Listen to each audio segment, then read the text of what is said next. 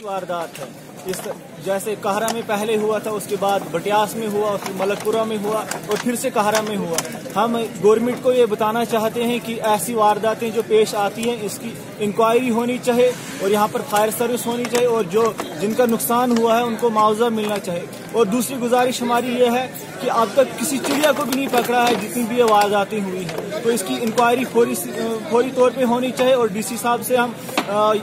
Request करते हैं कि इनको मुआवजा दें और यहाँ के इन लोगों के लिए एक फायर सर्विस अरेंज कराएं। शुक्रिया। देखिए जी, हमारी नॉलेज में कुछ सुबह कोई 3-3:30 बजे की बात है कि हमें मालूम चला कि एक फायर ब्रेकआउट हुई है कहरा के मार्केट एरिया में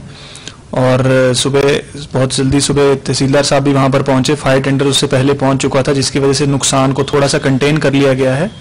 और हमारी जानकारी के मुताबिक तकरीबन 8 दुकानों को वहां पर नुकसान हुआ है, बट फॉर्चुनेटली कोई लॉस ऑफ लाइफ या कोई इंजरी ऐसी रिपोर्ट नहीं हुई है। सर, इस इलाके में हमने देखा काफी ये फायर इंसिडेंट होते हैं, तो वहाँ के लोगों का कहना है कि अभी तक एक इंक्वायरी नहीं हुई है, उसके लिए कोई अभी तक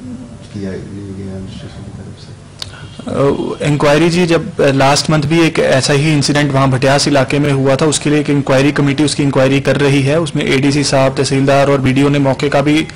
मुलाजा किया था और हमने कुछ एविडेंस इकट्ठा करके फोरेंसिक लैब में भी भेजा हुआ है और जैसे ही पुलिस की इन्वेस्टिगेशन खत्म होती है उसी तरह की कार्रवाई हम और ज्यादा करेंगे कि इस तरह के इंसिडेंट्स उस इलाके में जो बार बार होते हैं वो अवॉइड किए जा सकें। और जो रिलीफ मेजर्स हमारी तरफ से होते हैं वो पिछले केसेस के लिए भी हमने फाइल प्रोसेस कर ली और जो आज हो रहे हैं उसके भी तहसीलदार साहब ने आज जो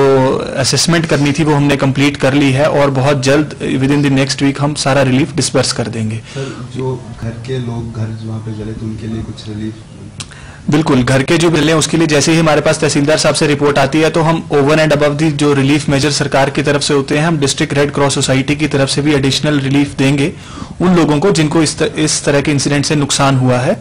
और आगे के लिए हम एक प्रीलिमिनरी एक रिपोर्ट बनाने की कोशिश कर रहे हैं कि वहां पर ही एक फायर टेंडर स्टेशन हो सके ताकि उस इलाके जो ज्यादा वल्नरेबल हैं उनको जो रिस्पांस टाइम है फायर टेंडर का कम से कम हो सके और आने वाले समय में इस तरह का लोगों को किसी भी तरह का नुकसान ना हो।